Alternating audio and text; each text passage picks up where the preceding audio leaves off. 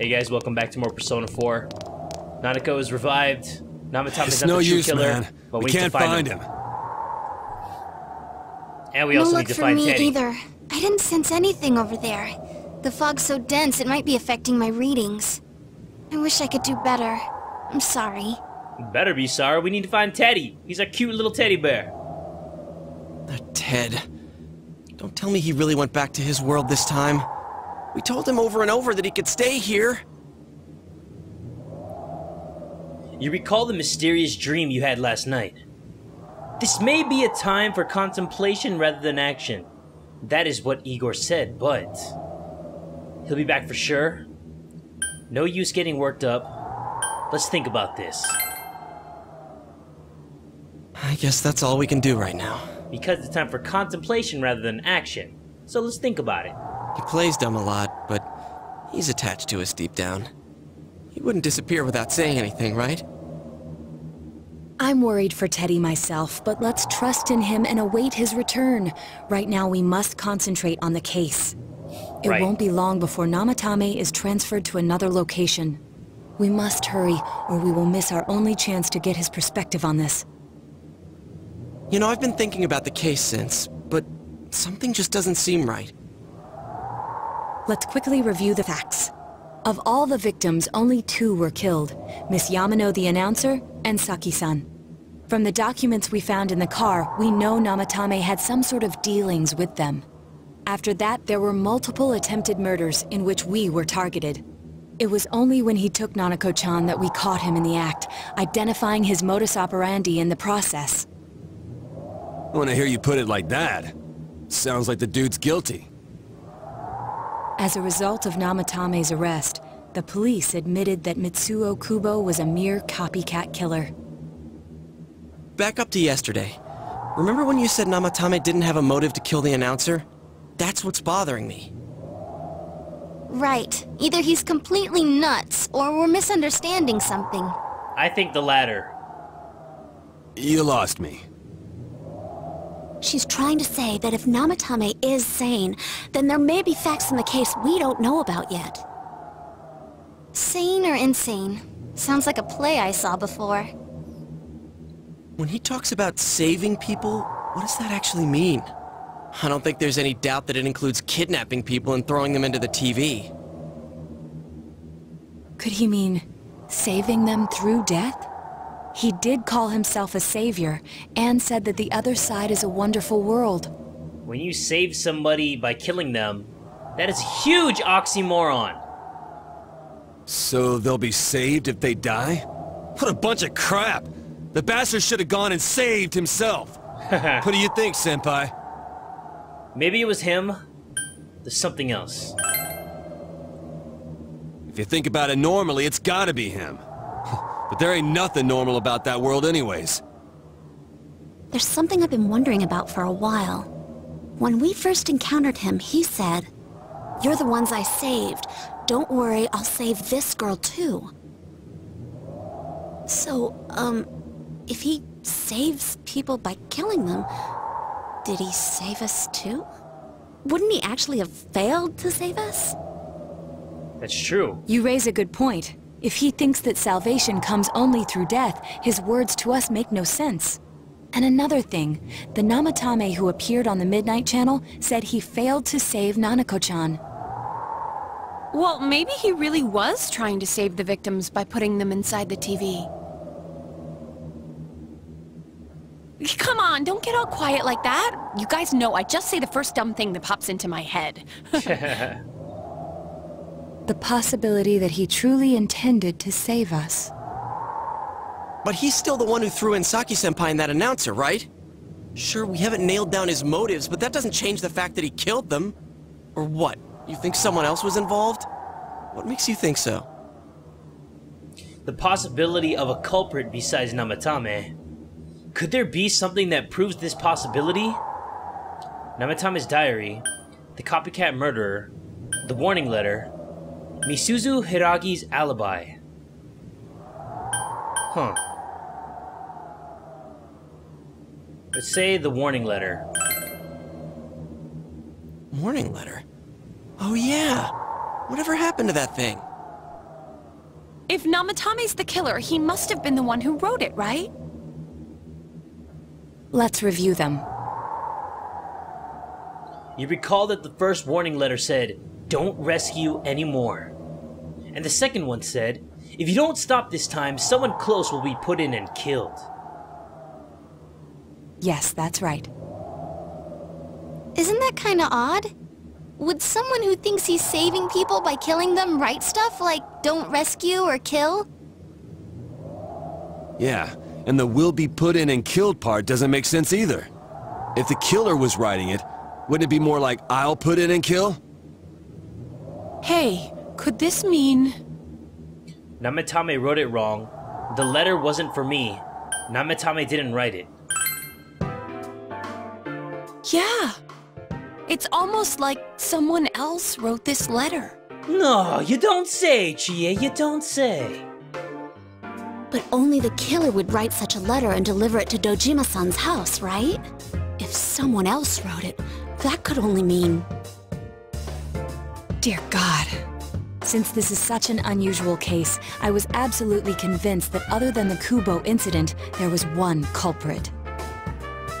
So, Namatame really was trying to save his victims?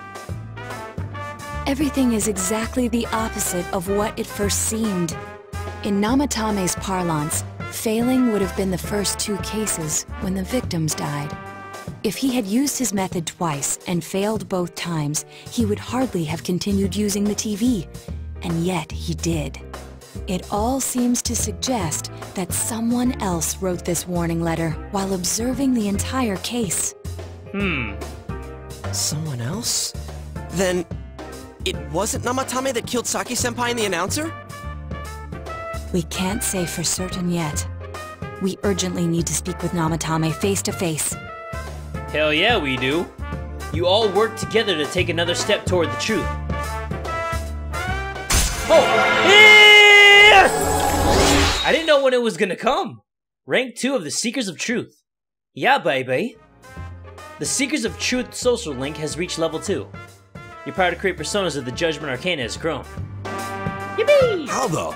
After what happened yesterday, they said they're gonna tighten security. I have a plan. But there's no time to waste. Let's hurry to the hospital. Yes! To the hospital!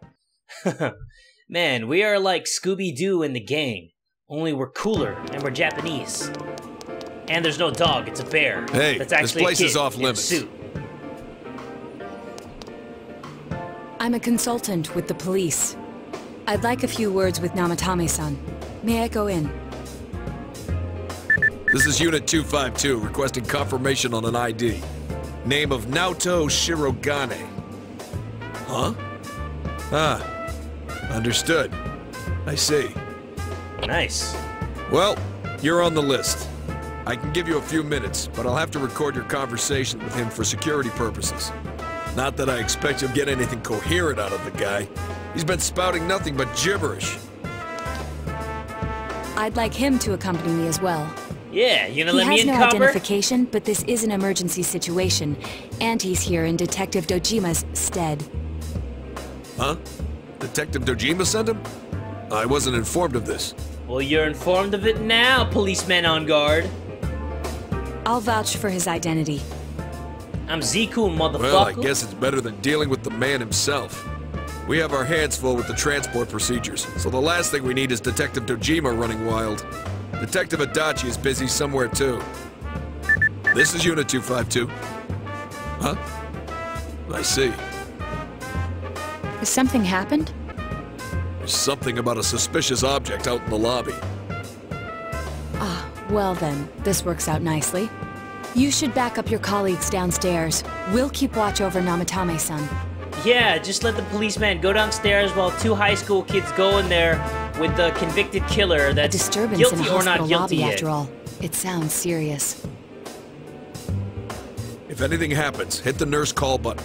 I'll leave the rest to you. Can he at least leave us with a gun or a baton or something? Or a whip? Do Understood. policemen have whips in Japan? Please be careful. They have tentacle porn. Why can't we have whips? I knew they were undermanned, but I didn't expect it to go this smoothly. Yeah, Naoto, you are smooth, girl. Wow. There's nothing much inside that suspicious object, Ah, you sly dogs. so he won't be gone long. All right, then now's our chance to talk to Namatame. Cool. Oh boy. I wonder if this is gonna be a thing where I have to choose the right answers. Or, if it's pretty much set in stone that we don't think he's the killer. Hey! I feel like I've cleaned this room as a janitor before. It looks kinda like it. Well, at least it's a clean room. Namatame-san, there's something we'd like to ask you.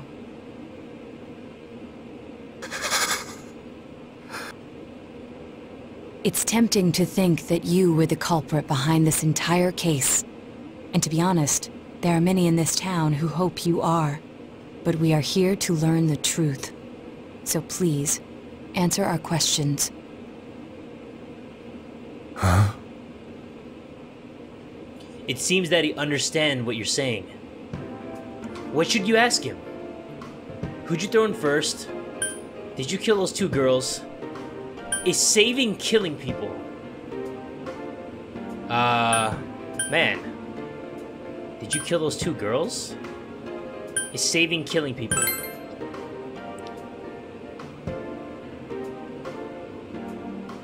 No. If nobody saves them, they'll be killed. That's why I put them in there. What should you ask him? Who'd you throw in first? Did you kill those two girls?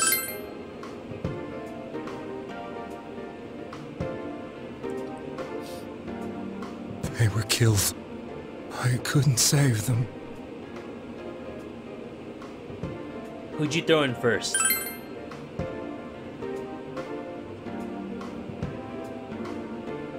Huh? Me?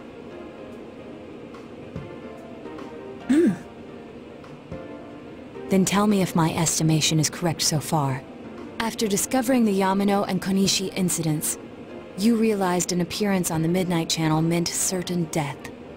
Thus, to save her from that fate, you kidnapped Yukiko Amagi. You couldn't let her be killed, so you threw her into the TV, preventing the killer in this world from reaching her. Oh, that's what I was thinking. Like, he put them in the TV to be seen on the Midnight Channel, and in the hopes of somebody saving her, just like we saved her, by fighting her shadow, and, you know, just so to protect her from the killer who was killing people in Inaba. That kind of makes sense. And you repeated the process, as more individuals appeared on the Midnight Channel. It all falls into place. His body is weak, but his mind is sound. He's trying to tell us the truth. Yeah, but if the stuff he's saying is true... There's another killer who murdered the first two victims? Indulge us in a few more questions. What should you ask him? Who killed the first two? Why the warning letters? Why did you enter the TV? I didn't know. I never thought it would be that kind of place. You never thought it would be that kind of place. What did you think the TV was gonna be? Disneyland? Who killed the first two? I have no idea. I want to know that too. What should you ask him? Why the warning letters? God, I want to know who the killer is, man. What are you talking about? I knew he didn't write the letters. As I thought. You... believe me? Did they find him? Did they find the one who did such cruel things? Mayumi... Please calm down. Our ability to find the culprit rests on you. We know about the other world. In fact, we're the only ones who can fully understand what you have to say. Only... you? Only us, baby. We did blame you for everything at first. But now I think we can accept whatever you got to tell us as truth. Please, tell us everything you can, calmly and slowly. You're willing to listen? Do my story? Yes, fuckboy, now tell us everything you know. Everybody just nods yes. All right. Oh, great story time. Maybe I should get some popcorn. You guys want some? Soon after my affair with Mayumi became common knowledge, I returned to my parents' home, as if to run away from the scandal. And I started drinking heavily to drown my anxieties. I hadn't been able to reach Mayumi at all, and that didn't help either. Mayumi, where are you? She'd been disgraced on all the afternoon shows, and forced to resign from the program she was on. I caused her so much trouble. I wanted to at least apologize to her, but I couldn't even do that. I lost the will and energy to do anything. Then, one day, the rumor I heard some time ago came back to me. Since I had nothing better to do, I sat down blankly in front of the TV and watched my own reflection. And all of a sudden, there was Mayumi. Mayumi? Is that you? The Mayumi inside the TV looked as if she was calling to me for help. Mayumi? Mayumi! When I reached out unthinkingly to touch her, my arm disappeared into the TV, as if I had dipped it into a pool of water. I was so shocked that I lost my balance and nearly fell face first into the TV.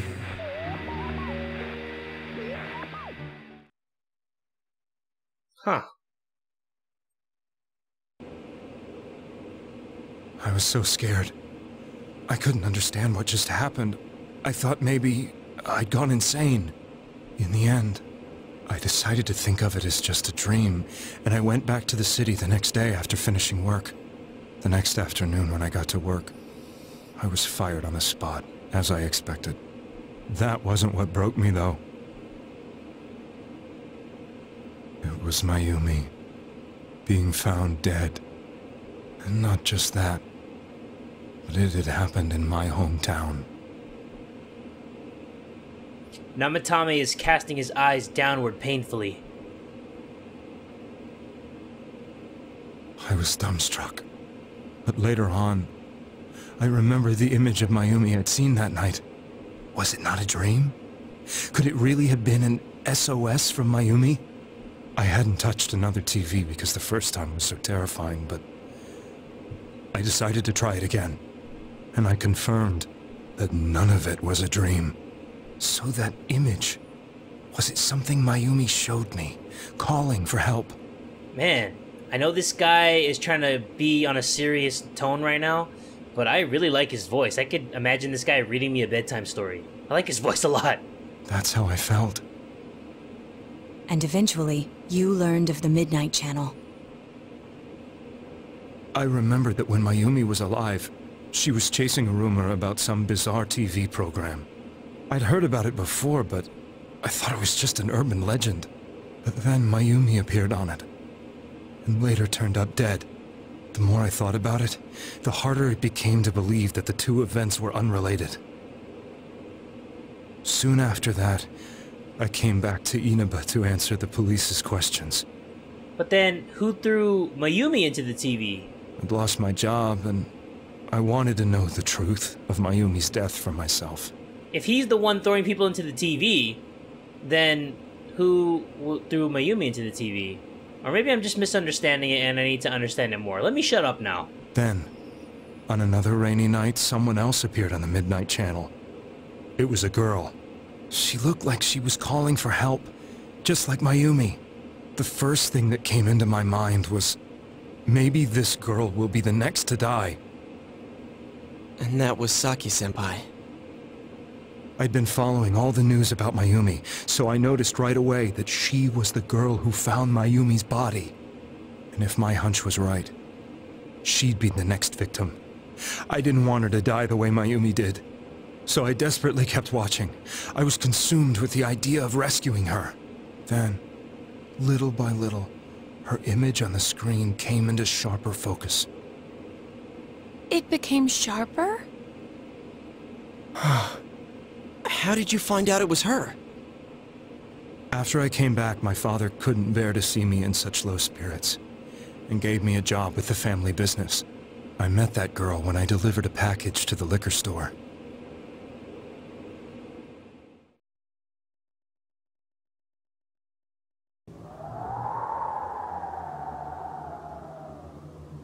After agonizing over it, I decided to meet her, and told her to be careful.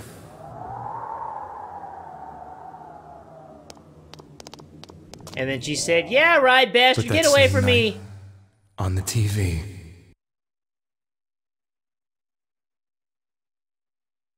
This is getting very interesting. she looked as if she was being engulfed by some black shape. She was writhing in pain. That's why I warned her. Why won't she pick up the phone? Come on! Please!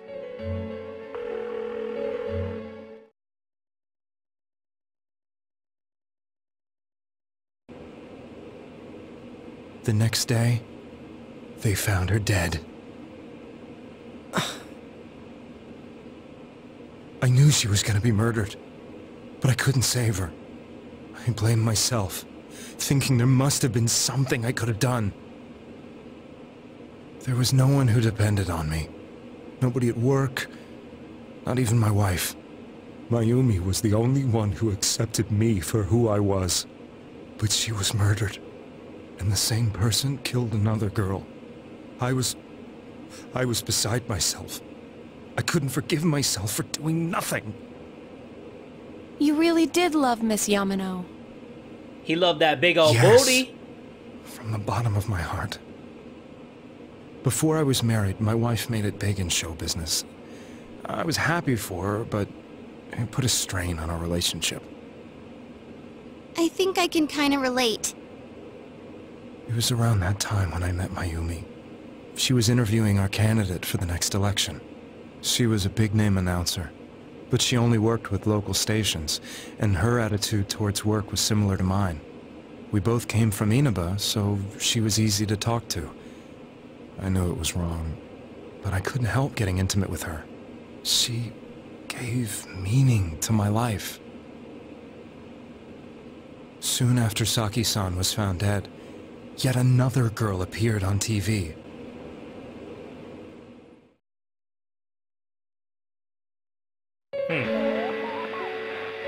She'll be kidnapped next, and murdered.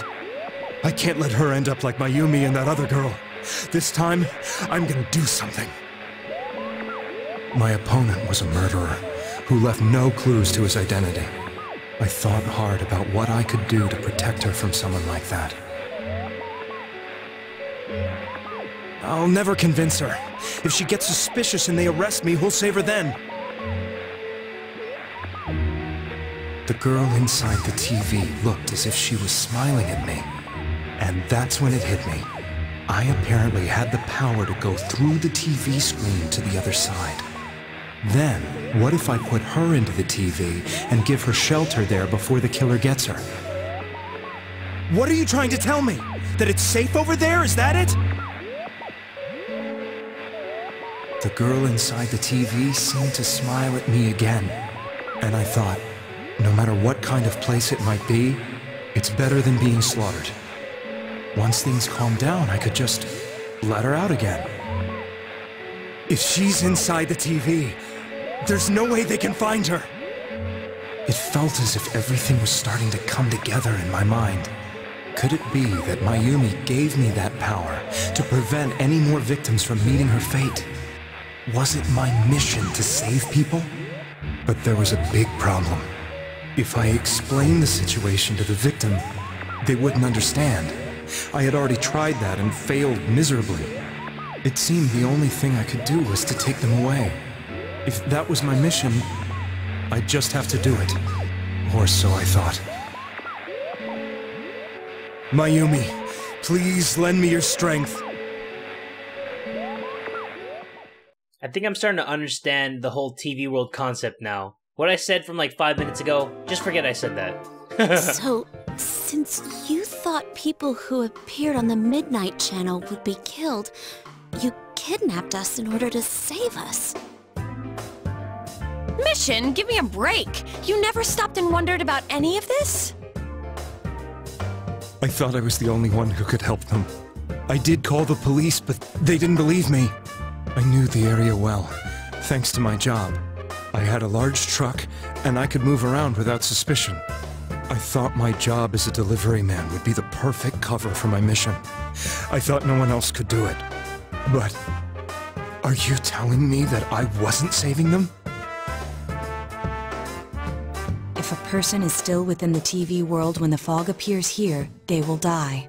Beginning with Yukiko-san, the people you thought you had been saving were, in fact, in mortal peril. It was my friends here who really saved us all. I had a feeling that was it. When I went after that little girl and entered the TV myself, for the first time, I had some doubts about myself. You refer to Nanako-chan, correct? The police were after me, so I had to get away. But I still felt I needed to do everything I could to save that poor little girl. That's why I went in after her. But the TV world was completely different than I imagined. Such an abominable, grotesque place. I knew that the three of you who I saved went back to your normal lives, so I didn't realize how terrible that world was. That makes sense. Now I'm starting to get it now, okay. He didn't know at first that the TV world was so messed up and actually kills you after a certain amount of time. He thought he could hide them there before the killer got to them. But once he went in there himself, he realized what a hostile place it actually is. And that Z-kun and the whole gang were the ones who were actually saving them all inside the TV world. I never knew. You couldn't even get out of that place on your own. I thought I was going insane. I probably did. And you know the rest. When I came to, I was lying in a hospital bed. You really were trying to save people. But I ended up doing just the opposite. What a fool. I always wanted to enter the world of politics and become useful to society. But after losing my job and the woman I loved, all I had left was this power. I convinced myself that world was some sort of sanctuary, and I secretly believed myself to be a hero.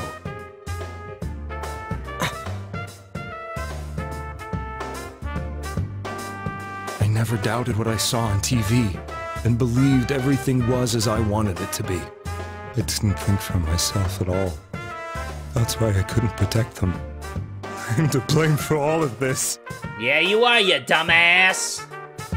What's done is done. It's still unforgivable.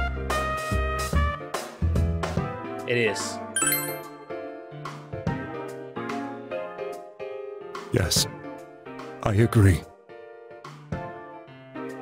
I have no intentions of running away from my crimes. I'm prepared to face the consequences. Kidnapping is already a serious crime, and on top of that, I put all those lives in danger. I'm sorry. The Midnight Channel and the other world, you can hardly be blamed for failing to understand them properly. We must apologize to you as well. Had we let our emotions blind us to the truth, we would have piled all the responsibility on you. That's true too. I guess from your point of view, people did stop dying once you started saving people. The more you did it, the more you really believed you were preventing their deaths. I'm such a joke. I'm sorry. I'm getting a little tired. Yeah, and those cops downstairs, I mean, how long could they be looking at that box? This was probably like 15 minutes. I'm pretty sure they're up here already, outside the door, and they're like, who the hell are all these people in here? Oh, yup. What are you all crammed in here Speak for? of the damn devil. My apologies. We'll be leaving now. Wait. I beg you, please, find whoever's behind this. You children are the only ones who know about that world. That's our plan.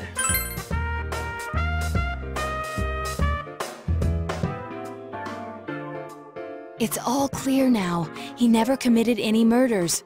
It was another party who threw the first 2 victims into the TV. Yep. You've taken another step toward the truth. Oh yeah, double-fisted guys. Yeah! Rank 3 already? Damn, we are doing some work! The Seekers of Truth's social link has reached level 3. Your power to create personas of the Judgment Arcane has grown. Now get out of here! Alright, I told you, alright. he's almost ready to be transported. We can't have anything else happen. Sheesh. I better not see you rascals here again. Hey, don't call us a rascal. Suspicious box. I should have put my dick in a box, you rat bastard. Nanako-chan looks like she's in pain. She's fighting for dear life. This was the last place we saw Teddy, right? He was so worried about her. How can he flake out like this when we have to find the real killer? The police consider the matter closed. We'll have to do all the investigation from here on out. Let's revisit Saki-san and Miss Yamano's incidents, and see if we can turn up fresh details. But it's been over 6 months. Wouldn't the trail be cold by now? I know, but we can't give up.